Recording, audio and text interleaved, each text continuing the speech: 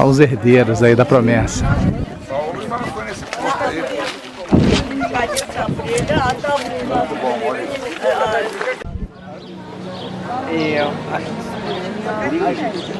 Mas tento dizer a estátua do imperador, o maior imperador do mundo antigo, que era Augusto, tá? Então tinha a estátua dele aqui. Agora a história. Esqueceu? Não. Alguém esqueceu isso lá, gente? Mas celular e um óculos. Mas tá escrito aqui numa língua que eu não entendo. Não é da Ângela, não é daqui. Esse óculos não é de ninguém. É uma história interessante, porque a gente vê sempre Jerusalém como o local mais importante dessa área. Jerusalém realmente era, e hoje ainda é, a cidade mais importante para o povo judeu, para os cristãos. Mas naquela época, a maior cidade, a cidade mais importante ao nível imperial era a Cesareia Marítima. O nome, ou a personagem mais importante que é ligada com essa cidade, o construtor dessa cidade era o Herodes, o grande Herodes, aquele que está mencionado no Novo Testamento como perseguidor das crianças. Lembram daquela cena, né? De um lado era um cruel, tá? Mas de outro lado era um grande líder, tá? Odiado pelos judeus, tá? E odiado por quase cada pessoa, tá? Ele matou seus 2 filhos que ele mais amava. Ele era apaixonado por sua esposa, ele tinha 9, tá? Mas uma esposa que se chamava Miriam, Maria, e ele acabou matando ela também. Ele acabou matando muitas pessoas, mas era um grande construtor. E ele deixou pra gente muitas coisas aqui em Israel. Então tudo que a gente vê em Israel da época de Jesus tem a ver com Herodes, tá? Herodes o grande construtor. Ele constrói a cidade de Cesareia Marítima, que a gente vai ver as ruínas da cidade. Ele constrói a cidade de Jerusalém praticamente. Ele destrói o templo que existia naquela época e reconstrói um grande templo, que era o maior templo do mundo antigo. E ele também constrói vários templos e principalmente ele também constrói Masada, que a gente vai ver lá no deserto. Então, um grande construtor. Mas a maior obra de Herodes aqui, a gente não vai ver infelizmente, mas a maior obra de Herodes aqui foi a construção de um grande porto, tá? O maior porto do mundo antigo. O porto se iniciava aqui e ia 600 metros dentro do mar aberto. Era uma obra gigante. E desse jeito ele conseguiu controlar o comércio de trigo, tá? O comércio de trigo que vinha da Alexandria, tá? Até Roma. Naquela época, se vocês conseguem imaginar assim, um mapa do mar Mediterrâneo, hoje em dia, se a gente quer vir de Alexandria para Roma, a gente pode cortar o caminho, tá? Ir pelo mar. Naquela época não podia, ia pela costa, tá? Então, ele constrói esse porto e ele controla tudo, ganha impostos, taxas, tudo aí, tá? Herodes era um judeu, tá? De um lado era um judeu, mal visto pelos judeus, mas tinha que satisfazer os judeus, mas também os pagãos, tá bom? Os gregos que viviam aqui. Naquela época em Israel, viviam 3 sociedades paralelamente. A sociedade judaica, que tinha seu centro em Jerusalém.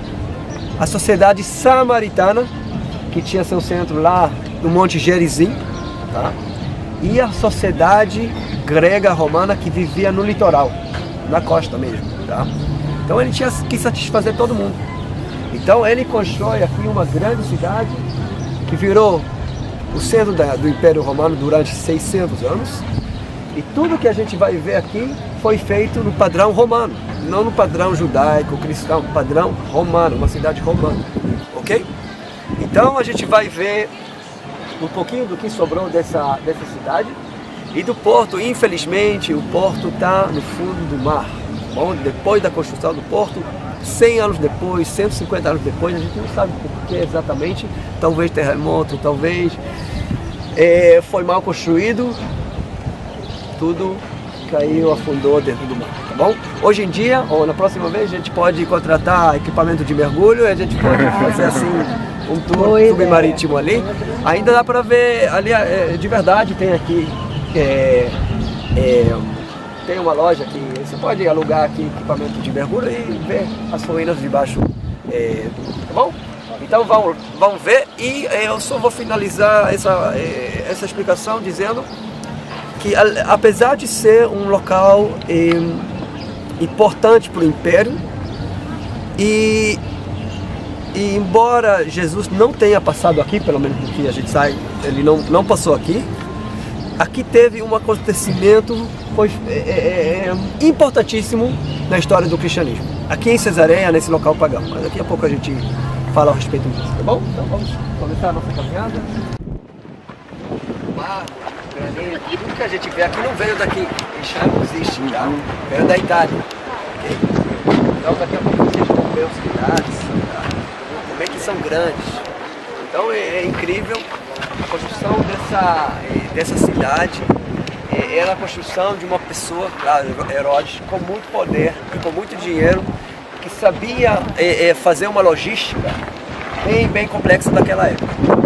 O Império Romano não era, vou falar de uma forma bem simples, não era brincadeira não. Era um império que controlava o mundo antigo todo quase. Tinha um poder e tinha uma tecnologia que somente no século XIX conseguiram chegar ao nível da tecnologia deles, tá bom? Tudo tem a ver com construção, cimento, tá? Tinha o cimento. Cimento foi reinventado somente no século XIX. Então,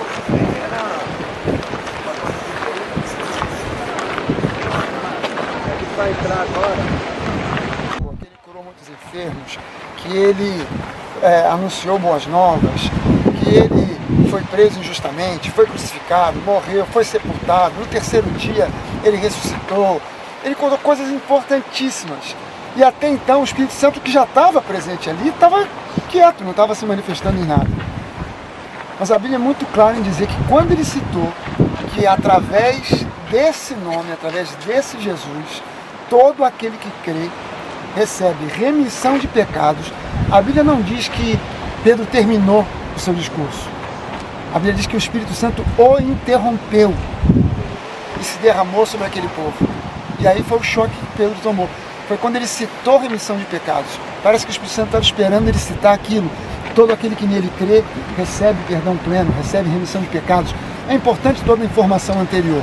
Ele veio, ele era um cara gente boa, ele era um camarada de Deus, ele era Deus, ele fez o bem, ele pregou e ensinou paz, amor, ele morreu por nós, ele ressuscitou no terceiro dia, mas quando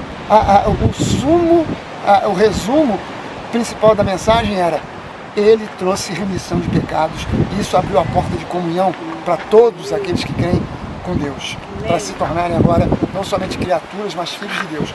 E isso para mim entre todas essas coisas que de uma maneira tão tocante o Warren descreveu aqui, a gente soma mais isso que para mim também é muito tocante. Saber que o Espírito Santo ficou esperando ele citar. E então, Pedro, fala aí, o principal, aquela morte não foi simplesmente um sacrifício, um martírio, foi algo que propiciou remissão de pecados. E quando Pedro cita isso, é a hora que o Espírito Santo fala: não vou deixar nem ele continuar, porque pode ser que ele, daqui para frente ele estrague a coisa toda, já que ele falou o principal, agora é a hora, e ele se derramou. E aí a gente entra na história, né? A gente entra na história. Maravilha, né? Maravilha. A pedra-chave, tá vendo? Aqui não tem cimento, tá? Tem somente uma pedra, que é aquela ali, que segura tudo, todos os arcos. Essa é a arquitetura romana. E a gente vai entrar agora no local que fazia parte da sociedade romana. Era uma sociedade, tinha nobres ali, tinha classes, tinha escravos, claro. E tentam imaginar onde a gente está agora. Isso aqui é o quê? Isso lembra vocês do quê? Isso aí. Como é? Jardim. Não, jardim. Agora parece... Aqueduto. Então eu já vou ver. Esse aqui era um vestiário, tá bom? As pessoas chegaram aqui colocaram, tiraram todas as roupas, tá? Colocaram aqui e entraram nesse local que fazia. O banho de vapor era como se fosse um clube, né? Não sei se no Brasil vocês fazem parte do clube, sócios do clube, naquela época era a mesma coisa. Era o local onde as pessoas podiam se associar, fazer amigos. Então, tinha pessoas que eram mais nobres, da classe social mais elevada, mais alta, mas as pessoas entraram por aqui, depois de tirar as roupas, e nessa parte, tá? Eles, pelados mesmo, tá? Eles praticavam esporte, tá? Para suar, para tirar o suor, tá? Aliás, em qualquer lugar do mundo vocês vão ver a mesma coisa. Às vezes ser maior, às vezes ser menor, mas vocês vão ver a mesma arquitetura, tá? A mesma função. Então entrava por aqui, passava pelo esporte, tá? Esse mármore é daquela época, é original. E aí entrava nessa área, agora no banho tinha 3 setores. Tinha o setor de água fria, água morna, e o setor mais importante, a gente vai ver agora, que é o vapor. Vamos ver como é. Agora, se você fosse buscar, podia ser ajudante, podia trabalhar na cozinha, podia trabalhar aqui, podia ser gladiador também, a gente vai ver daqui a pouco, no local onde tem muitas coisas, tá? Mas era escravo, tá bom? Então as pessoas que ficavam aqui, tinha como se fosse uma sauna, e esse era o local da fofoca, das conversas, era um local essencial e importante no mundo romano. Agora a gente vai num outro local, aonde podemos comparar, não se ofende, tá? Com o Maracanã daquela época, tá bom? Onde as pessoas